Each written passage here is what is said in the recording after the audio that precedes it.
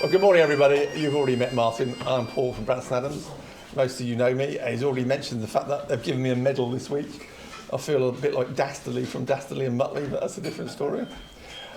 It's Maundy Thursday today, so I suspect there's 4 or 5 people being very religious and gone to church because we had 32 signed in, but it's all good. It's also the first day of the tax year, and we're joined by the lovely Hamish Robertson, who may do some piping on the way out. So get your selfie with him and acknowledge it's the first day of the tax year, so you can plan the entire year forward with, various people here will tell me pension contributions, life insurance, get it in your ISA early. And my special guest this morning, Mr. Paul Turner, who you may know, famous TV personality. I don't know. Scam. Local butcher and increasingly father of famous actresses. You're gilding the lily here, aren't you? Yeah, you really are. Don't take it. Build it up. You have a whole host of speaking engagements after this. So, Paul, tell us a little bit about your early days. Well, do you want to do that first? Should we do that and first? That will give you an idea. Okay. We'll do the video. I don't actually know what's in the video. Oh, Mark's in charge here.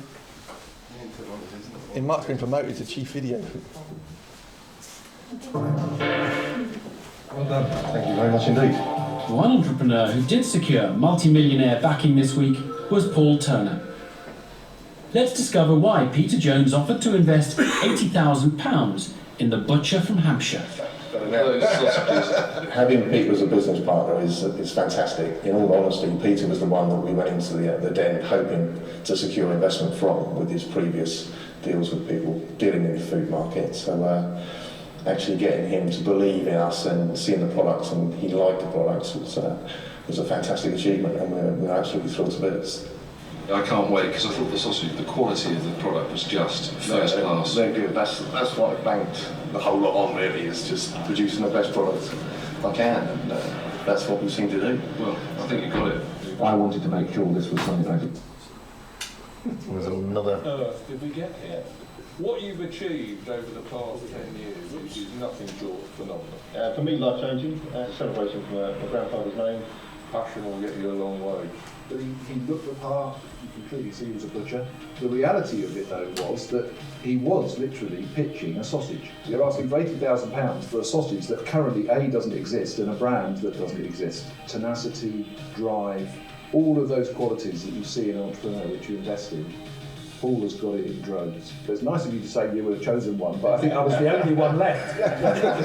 10 years later, £250,000. I think we've sold just over 12.5 million products. Frankly, it's unquantifiable what £250,000 has done. Making them aware and their families aware of what the warning signs are when someone's preparing or thinking of taking their life is really, really important.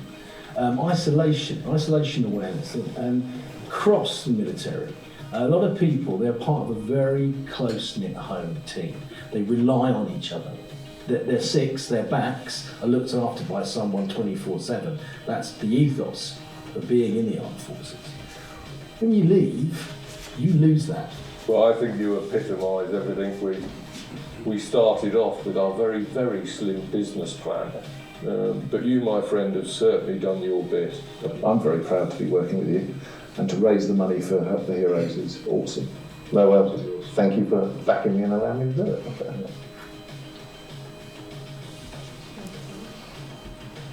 That's it.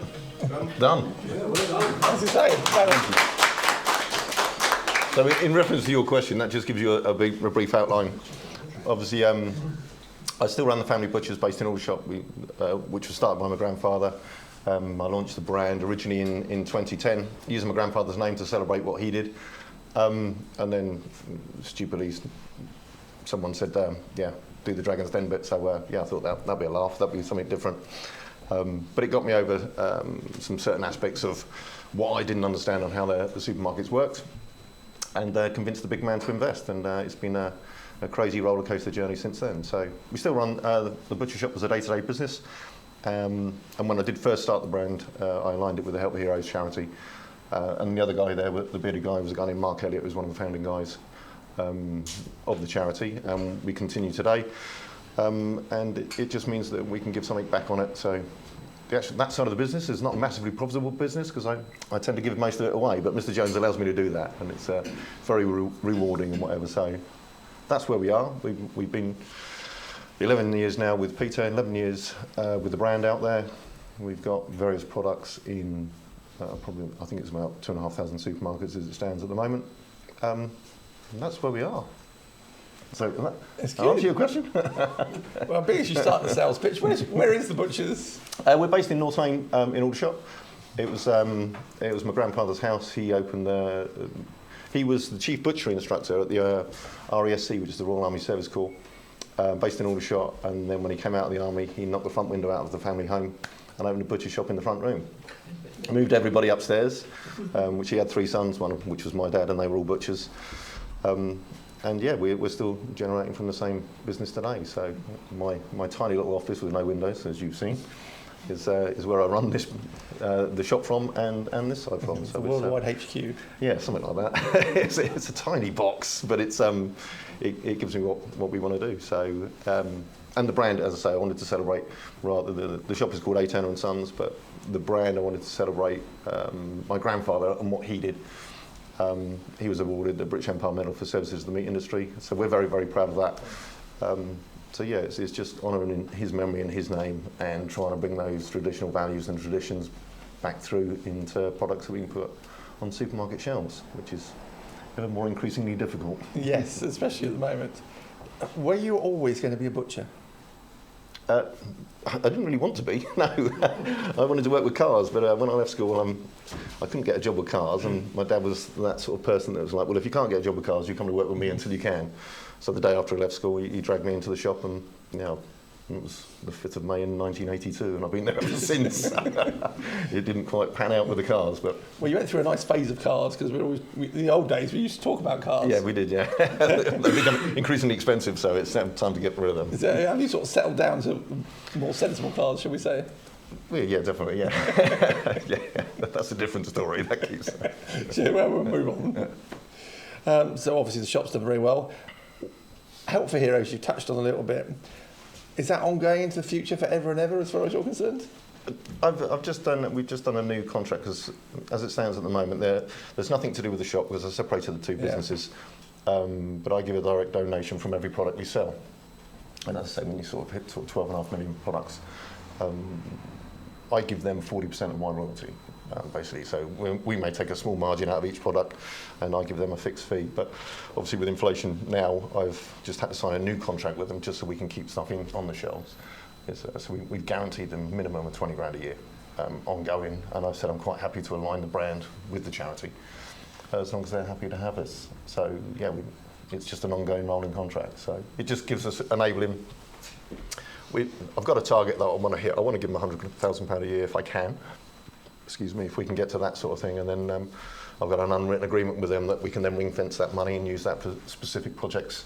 Because I work directly with some of the ambassadors. One is a young lady named Rach Williamson, or Rach. She was the Invictus Games team captain last year, and we done a whole piece down at the UK Barbecue School with them, and a local guy on mental health, and because of lockdown that people would only eat outside, and how barbecuing became a thing. So we just done a whole fascinating piece, and we just sort of sat down and opened up about what it means to them when they seem to go into the military. It seems to be their entire life rather than just a job, and all of a sudden that gets removed through no fault of their own, whether it be from an accident here or something in a war zone, or just medically discharged with PTSD, mental health issues. That their world comes crashing down. And the huge piece that Help Heroes do, which in my mind, without being political, I don't think Help Heroes should exist. It should come from other sources, but because the way that charity works, they give that direct thing. It cuts a lot of red tape, help people directly. And when you meet these people and see firsthand what something a packet of pork scratchings or a Scotch egg can do, the actual piece is huge, and it's very fulfilling and satisfying for us, as personally and as a family, to be able to give that back. Especially, obviously, Aldershot was home of the British Army. To be able to work directly with those sort of people is incredibly rewarding. I find that good. Well, I was going to say, we see a lot of it around here. Both my grandfathers served. My father served numerous people. lost their lives in conflict, and the support that they got, I would say, was lacking. So something like Help for Heroes does fill a gap. The thing they say is that, a lot of the physical injuries that you see that you're all sort of used to seeing, none of these limbs are growing back. Yeah. And these guys have got this ongoing, so their support for the guys is they've promised them support for life. So I said, well, I'm quite happy to align the brand, and probably for a business decision, probably not really wise, because it sort of morphs into one another, and it's the Alf Turner brand is a Help Heroes brand then, which is not, we're separate. But, I'll take it, and if we can just keep generating the sort of funds that we do. It's the sort of thing I say, we only have passionate speakers, which I suspect comes from me being passionate about what I do. So you like your butchers, you like your cars. If I don't ask you, somebody else will. It's not too bad. What's Peter Jones really like? He's fantastic. As I say, obviously the first time I met him was when I walked in the den, which was a horrific experience. You can go and laugh your socks off at that, of me being in there, because I lost the plot completely. And did you have to start again? No, the original day I went up,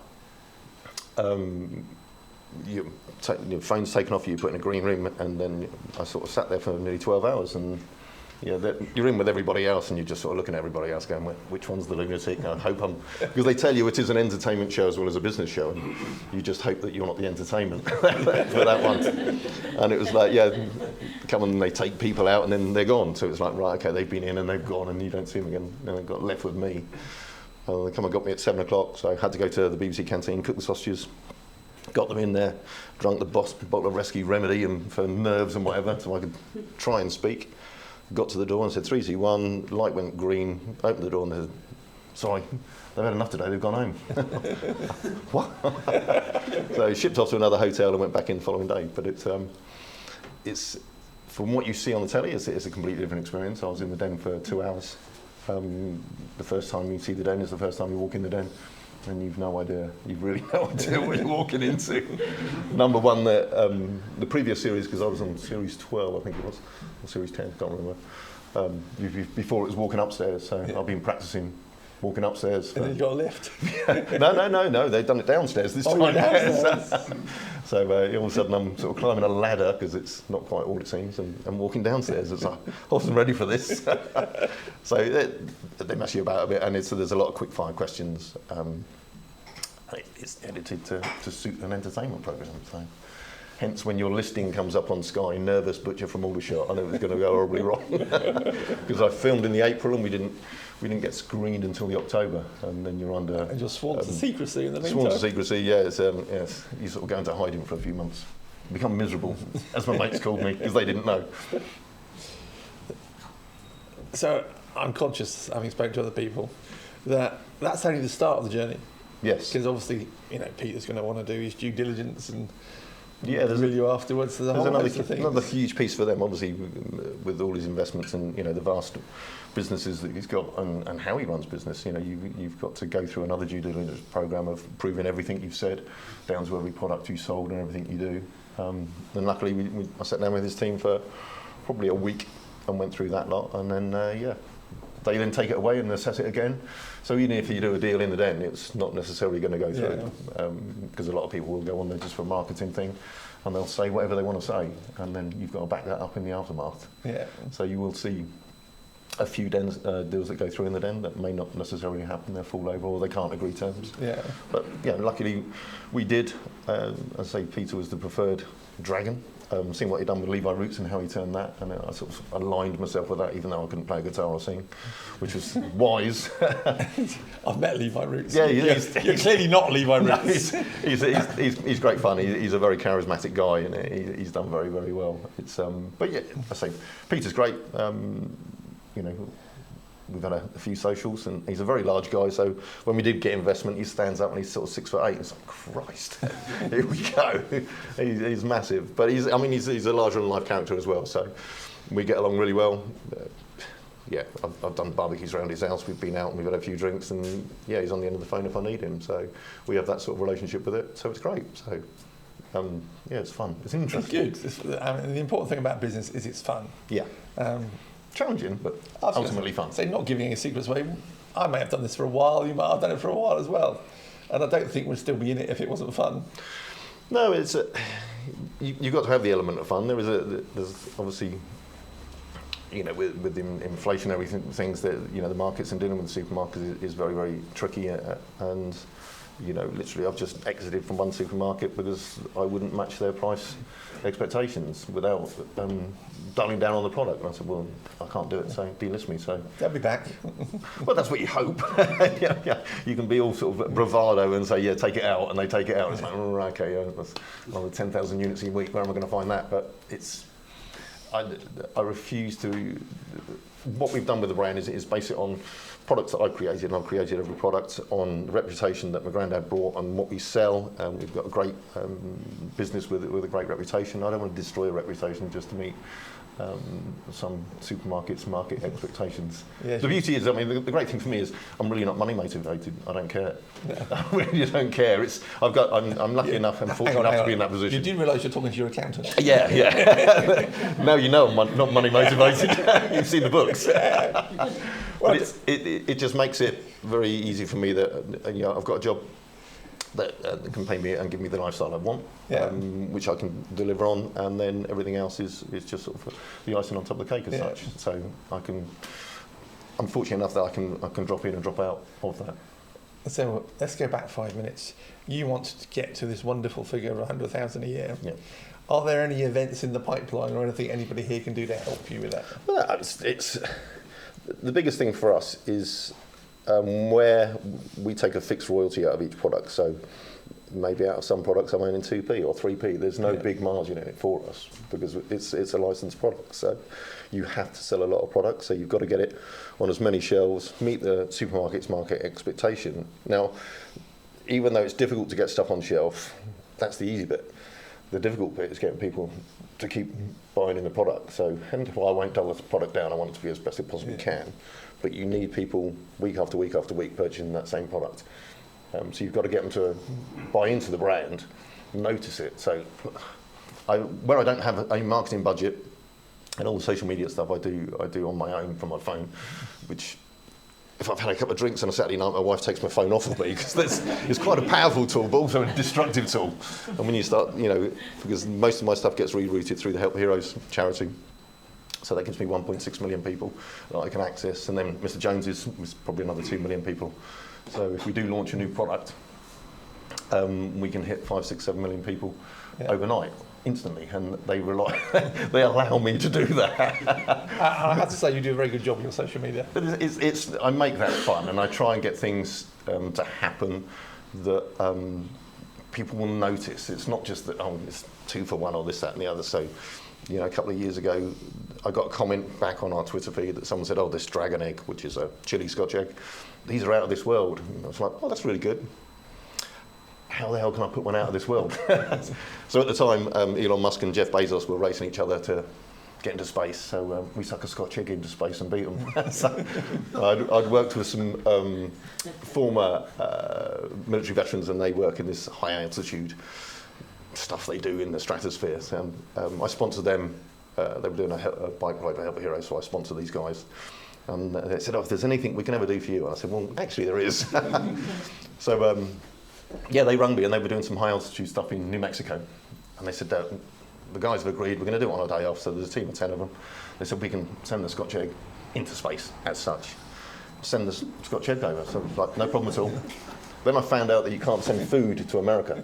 It's like, okay, now what we're going to do? So we sent packaging to America, and then I had to find a deli in New York. So I sent them the recipe for a dragon egg. They made the dragon eggs. Then they freighted them down to New Mexico, and the guys put it in the packaging. And then we sent it up to 79,000 feet. Fantastic. But the beauty of that is we got viewed 10 million times. Yeah. So it gives us public awareness. We now got the land speed record for a Scotch egg at 175 mile an hour in the McLaren, which is quite funny. Were you driving? No, I wouldn't. No, they wouldn't let me do it. They've seen my driving skills, and I've just signed up with some guys that do some ex-veterans as well. They're doing deep sea submersibles. So back end of this year, we should be hitting the bottom of the Mariana Trench and they're going to time lapse it all the way down in their submersible and eat a Scotch egg at the deepest part of the ocean. So we're after all fun, wacky challenges like that, because it's something that people will see, they'll be interested in and go, what an idiot who decided to do that. But ultimately, the whole thing about product is public awareness. So if you're walking through the supermarket and you see something, so that's that thing that went into space, and that's the fun bit we do. I mean, it started off that way when we first launched the Dragon Egg. No one wanted to take it. Peter, when we come out of the den, because they wouldn't let me take the Dragon Egg in there, even though it wasn't created because of Dragon's Den. It was created because I used the chili sauce called Dragon's Blood, and I put it to his team afterwards, and they went, no, you won't go for that. You're playing too much on the Dragon. I said, well, this is the reason we created it. They said, no, we're not doing it. I said, that's fine. And the next day, his driver turned up in a big Maybach outside the shop and said, Mr. Jones would like a Dragon Egg. Okay, so we sent him some up, and then I got an email saying, I can't swear, but there was a bit of swearing in there, saying, these are absolutely amazing, let's do it. So I found a co-op buyer that I convinced to do, he would only give me 100 stores, and I had to finance any losses as well. So he said, Paul, you've got 3 weeks, if you can't make it work in 3 weeks, it's coming out, and I've got to cover the losses. I said, well, I'll cover them personally. Didn't tell the manufacturing site that I'd got the listing, so we got the listing, got it confirmed. We launched into 100 stores, and bearing in mind the supermarket we did it, which was Co-op at the time. They gave us 100 stores, they got 2,500 stores, they got their claim to fame was they got one in every postcode. I was like, how do I transfer this information without spending a massive marketing budget? So stupidly, this is a sort of Saturday night drinking conversation. It was like, well, we're coming around to Easter, and also it was St George's Day. So what I ended up doing is I went to the factory and I got 10 pictures of Peter Jones, laminated them, put them in the bottom of the packaging in the Scotch egg, and I just done a tweet out to a lot of people, hashtag become St George, find the dragon. And this went mental. I mean, number one, it elicited a phone call from Mr. Jones about an hour later going, Paul, what have you tagged me in? And I told him, brilliant, retweet, 1 million people. Help Heroes done the same.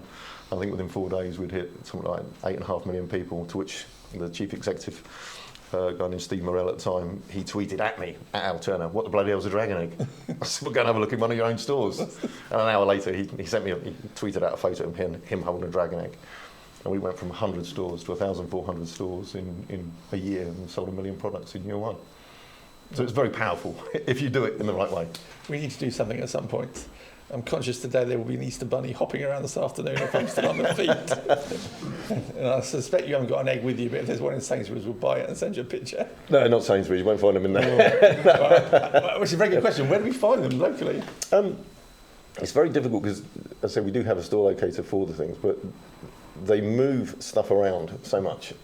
It's very, very difficult to track where your own products are, which is it's a very difficult thing to get over. But we've got the Dragon Egg in Waitrose, we've got it in Spa, we've got it in One Stop, we've got it in Morrison's,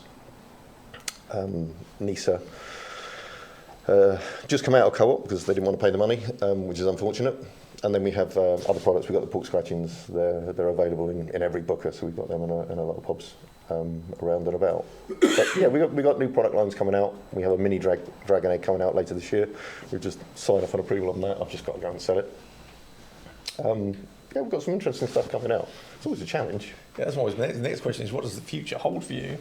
So well, hopefully we can do more. I mean, ideal scenario is we can grow it, even though it's taken me 10 years to get to this point. It's getting that brand awareness and getting people to buy into the brand and what it stands for and what it is, and that it is a genuine brand.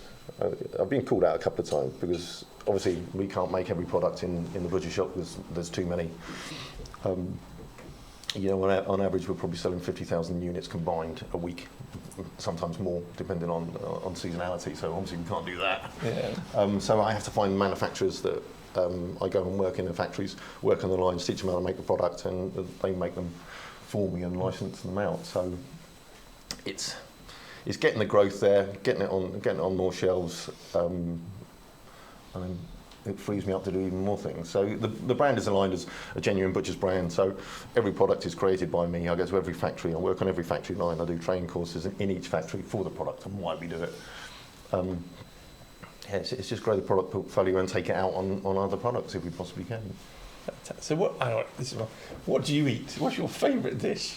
No, is it anything you sell? Yeah, of course it is. Yes. I mean, obviously, no, I'm not vegan. I'm not vegetarian. No, it's. I mean, there's a lot of.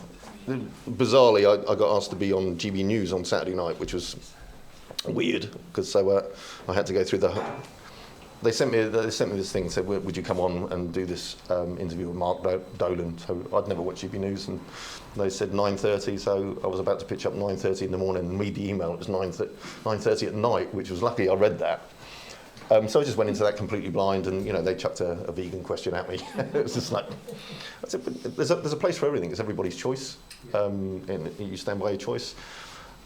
For me, there's so much noise about the vegan side of it and the free from and all this lot, but it's such a tiny part of the business. We're starting to see supermarket shelves. That category is now decreasing.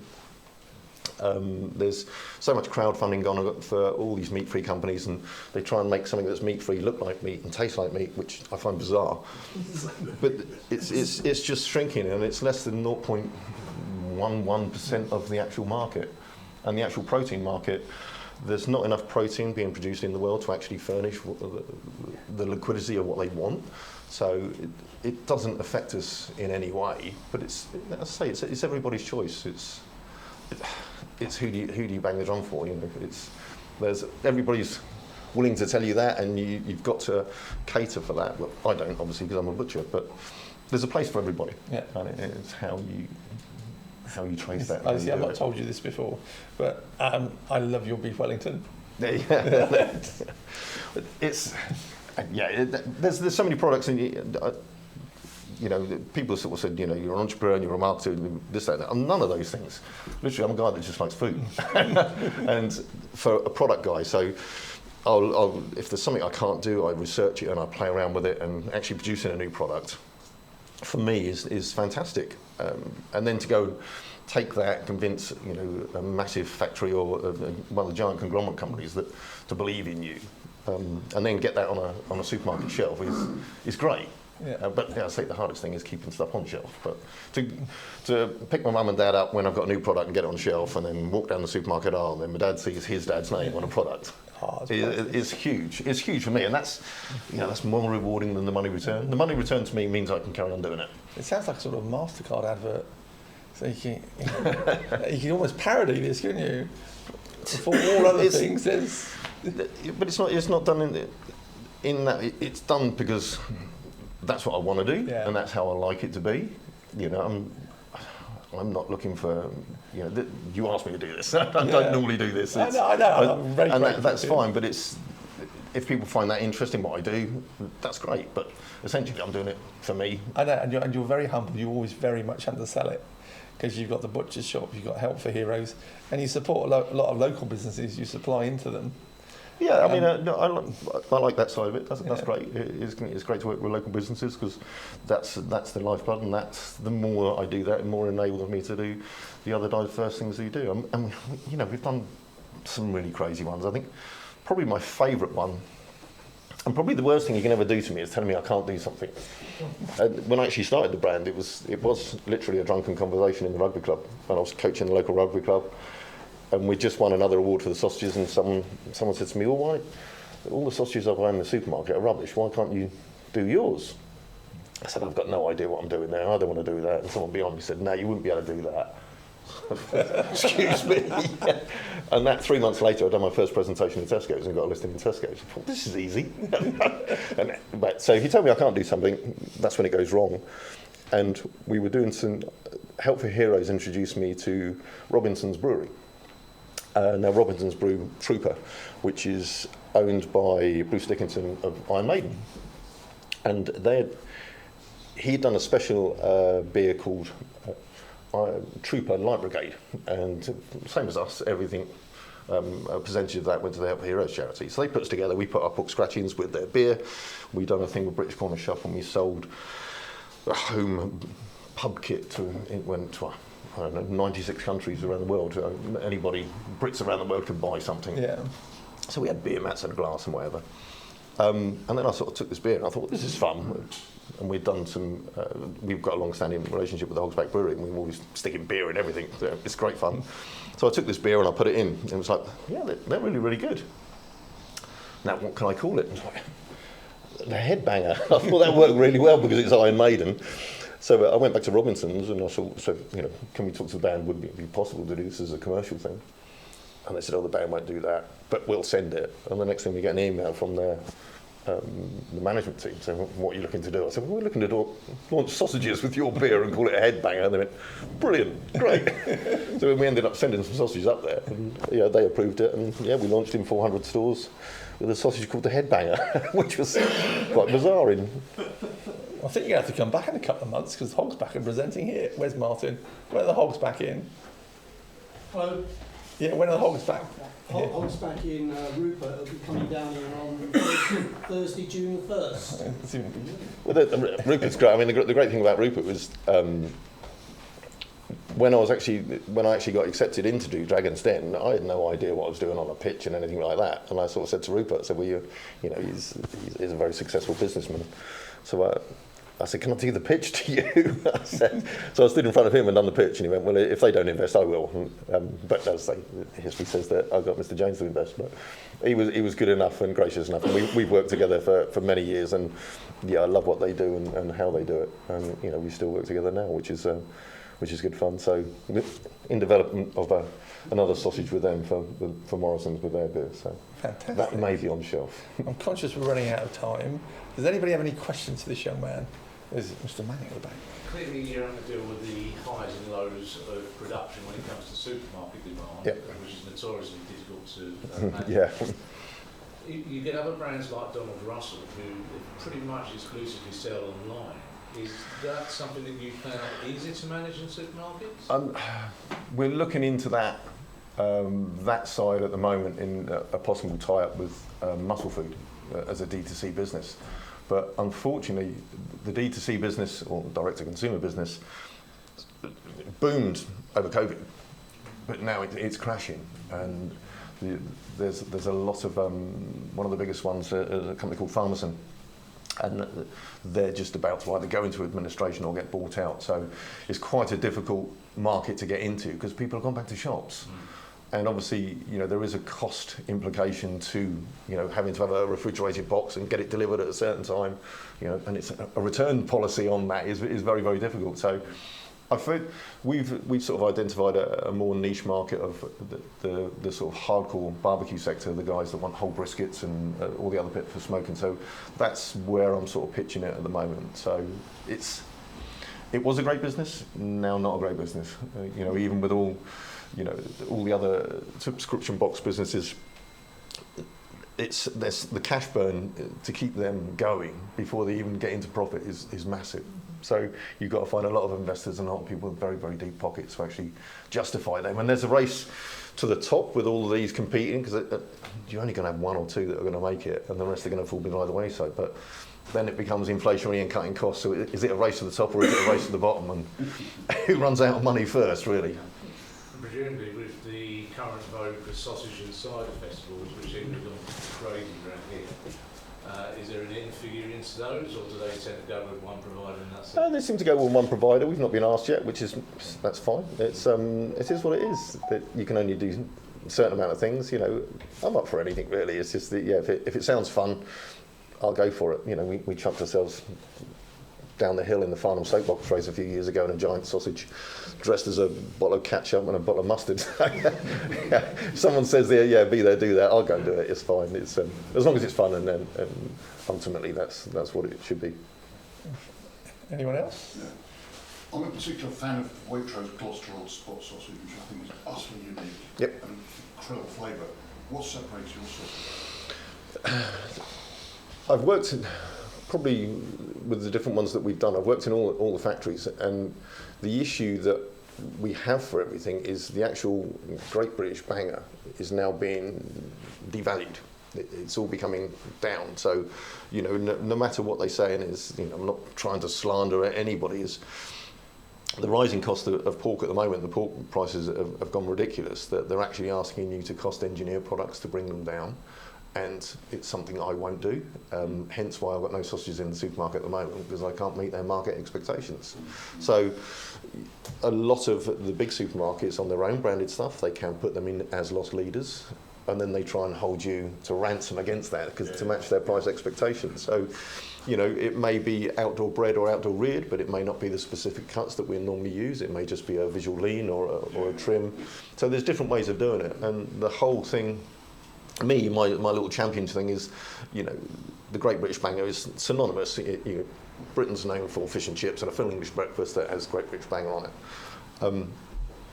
But now they're either in a collagen skin, or now their new way of doing it is an alginate skin, which is derived from seaweed, and it just brings costs down, but it doesn't make the product any better. So my thing is, hopefully one day I can be able to sort of say, well, look, we'll be the last bastion of having the Great British Banger there, but I'm not going to devalue what I do and what I say. I mean, I went on telly in front of 4.5 million people and looked a complete pillock by claiming to have the best quality that we can. And I'm not going to dilute to that just to get it on a supermarket shelf. So, you know, the supermarkets can do exactly what they want. They're controlling, but yeah, you don't have to play the fiddle if you don't want to. Okay, sorry, I'd like to add to that now. So I'd come down to your store in North Lane and buy these sausages. Yeah, we got. But secondly, you talked about you're into brisket and pork smoking. Yep. Who do I talk to about that? Me. I'm into Me. Me. I say, if I'm not behind the counter, then just ask me, and I'm normally there, or I'm stuck in a factory in Bradford trying to teach someone else to make sausages, which is, I just say, I love to get outside, I love to cook. I've done some stuff with the Marcus Board and down at UK Barbecue School, and I find that fascinating. And you know, I barbecue all year round. It's just get out there and do some crazy things.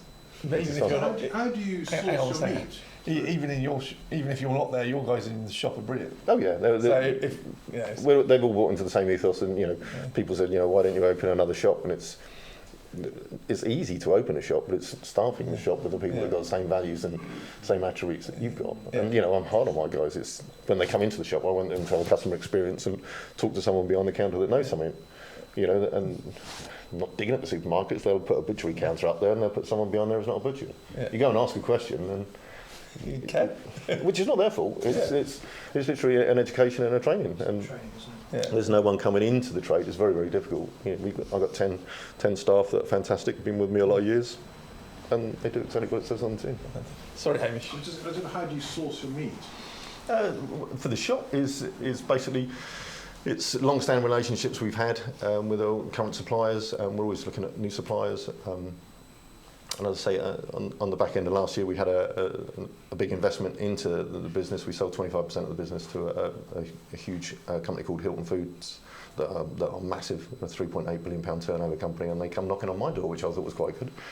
They wanted to do some branding stuff. So I've got access for market research data and everything on that, so we can source stuff. For the shop, I try and do everything local. For the stuff we do wider, it is getting the best possible products, and with the buying capabilities of them now, it means I can start looking at bringing costs down, so I don't have to dull down the product.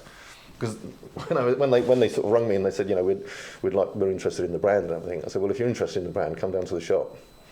And so I've got 3 directors of a company that turns over 3.8 billion, and Paul will tell you what my office is like, and I have to get them to see actually what we do and how we do it. And I said, I won't compromise on that. I said, so if you're happy to do that, then this is where we are. And yeah, maybe they'll regret it, I don't know, but we're getting along very well at the moment. And I think quality always sells, and you mentioned, you know, I do like the race to the top, and there's an awful lot of racing to the bottom. You know, I want to do it cheaper, I want to do it. Even chocolate seems to get in smaller packets every week as the price goes up. But you know, the big business and supermarkets, they're creating this, because even though they see inflation going up, they're not willing to let their market expectations go down. I know there's massive investment for them, but something's got to give. And with supermarkets, and I've had it done to me twice, with them, to keep it, if you go like that and you sell loads and you become immediately successful, someone at one of the HQs will look at it and go, well, why haven't we done that? And then they will do it. they will replicate your product. Yeah, I've been. You've seen, notoriously what Audi does, and this, that, and the other. So you have to keep bouncing along, so you don't upset. You don't go into the red and fall in wastage, because then you're out, because you're given a specific hurdle rate per product per shelf, because that shelf space is expensive. But if you go like that, then they all hang about. We want a bit of that, and we've been delisted out of 2 different stores. Yeah. They've replicated the product. Luckily, it's failed. They come back cap in hand and put you back on. I've been in meetings with supermarkets where they've said, your business is making too much profit out of us. Yeah. At which point I'm sat there going, actually, my client actually services a number of supermarkets, of which you're one. How have you identified the profit? At which point the director of the supermarket in question goes, we haven't looked at it that closely. I went, well, you have, come back. But we've got various things going on, and the thing I'm trying to not leverage really with the Veterans and the Forces Network. So I'm meeting with the Veterans Minister Johnny Mercer in Whitehall next week, basically to use what we've done as a bit of an example to see how we can transverse that and work with the supermarkets directly at a higher level rather than buyer level. Because they've all signed the military covenant, which means that they're going to help veterans in certain ways and make jobs available and this, that and the other. And it's just like, well, actually we can help in another way, or we can hold them to account rather than just being tick box. It's make them accountable to that, but then attach that to a story so everybody wins then. You get a good product on shelf, you get veterans that are benefiting out of that, and you get product awareness of the general public looking at something. So in my sort of small-minded way that I look at that, I think, well, everybody wins that way, but it very rarely works that way. So, Tesla's have got the Armed Forces Network, and they signed the military covenant, and if I can cross-match what I do with Help Heroes and bring sort of government levies into play, and then just leverage more help for the veterans. Because, as I said, it all goes back to this thing, when you meet these guys, and when I got investment from the DEM, because I went in the next day and got investment, we'd actually won an award, and it's filmed in Manchester at Media City, and they knew, because I'd gone a day over, I was actually at an award ceremony down in Southampton that night. So I went and filmed at 10 o'clock in the morning. I'm in Manchester. They wanted me to wait around for Peter to do the after bit filming, and I said, you know where I've got to be? And they said, well, go. So I left. I sort of drove home crazy after signing their non-disclosure agreements and all these other bits and pieces of paper you have to sign. So obviously I rang my wife, said we've got investment, great. Get home, put a dinner suit on, jump in a cab. Of course, we couldn't talk about it because the cab driver's there. It's like, we're just sitting there and just looking there smirking. And we sat at this table, and it was for South East Food Awards. And there was an award there for military personnel, and there was some Chinook pilot that had flown in and got people out when he was told not to. And there was another guy there, and he was one of the first triple amputees. He had lost both legs and one arm. And then I actually won this award for food, and I got up and said, I didn't say anything. They said, what you've done for Help for Heroes and everything, this is that. And I was thinking, if only you knew what I was doing earlier on today, you wouldn't believe it. And this guy got up, he's missing 2 legs and 1 arm, and he come over, and he got really emotional, and he shook my hand, and he said, thank you for everything you do. And I was like, Christ almighty, that just hit home with me, that how you're appreciated. When you meet these guys, they were just doing their job. Now, I go to work and I'll have a stressful day, but no one's shot me yet. And no one's trying to blow me up or anything. And these guys take that in their stride, and they do that on a daily basis. But that's their job. And when they come out of it, how humble they are as to what they do, they don't quite appreciate it. And to have this guy come across to me and say that, and I gave him a card. It gets me emotional sometimes, actually, so apologies for that. I gave him a card. I said, give me a ring in October. Because I had to keep this whole secret film, so there was only sort of 6 people I told. And I was coaching down at Aldershot Fleet Rugby Club at the time. I gave up coaching because I couldn't go and have a beer with the boys, and then I'll get loose-lipped, and then I thought, well, we're going to be out of this. So we hired the rugby club on the night, and I arranged with the BBC that we'd be first on. So I invited everybody to the rugby club as they got an announcement. And then I thought, well, what's going on here? And then at 9 o'clock, we pulled the screen down, and they put Dragons Den on. They all looked at me like I'm an idiot. I was like, thank Christ for that. 2 hours after that screen, I got a phone call to the Sky, which was fantastic. I thought that was brilliant. Yeah, so. Any more questions? One last question. Anybody? Now you've satisfied them all, Paul. Well, Paul is, I'd call him a friend, and he doesn't do this very often. But it's always fun when he does. What we do about once every 4 years, don't we now? Longer than that, isn't it? It might be longer than that. Yeah. But I don't want to tell him how old we are, Paul. No, don't go down that line. Can you give him a traditional thank you? Thank you. Thank you very much. Obviously, we've got Hamish who will pipe us out at the end in the traditional manner. And I always look at Mark. Mark, is there anything going on with a pub and similar? Nothing from me today, Paul, but great. Thank you so much today. I think it's been a fascinating morning. Yeah, Mark and the pub hostess, they put all this on, and similar to you, all proceeds from this, and it is proceeds, it's what you put in the box, goes to Phyllis Tuckwell, which is seamless linked to Tom. What's going on, Tom? Well, first of all, I just want to say thank you for that. It was really, really fascinating, and I think it's also. It's a lovely thing that you've managed to do all that money over for Help Heroes as well, but it's also a fantastic example of a business working with a charity in a way that I think, you've got to drive a business from it, but it benefits the charity and the message between both of those organisations massively. So it's a really good example of the work that I try and do as well with Phyllis Tuckwell. Sorry I was a bit late earlier as well, so if you haven't given us your donation, then I will be chasing you around with a bucket later on, so just prepare for that side of things. At Phyllis Tuckwell, we've got so much exciting stuff coming up at the moment. For those that weren't here before when I mentioned, we are actually going to be building a new hospice over the next couple of years as well, which is hugely exciting for us, and the Council Planning Commission should be going through next week. So from there on, we've got some more really exciting stuff coming from that as well. And you'll hear more about this in sort of the news in the local community as well. But if anyone's got any questions for it, please do come up and chat to me. The other thing we've got coming up as well, we've got our Walk for Awards event coming up in June. I think it's about the 19th of June.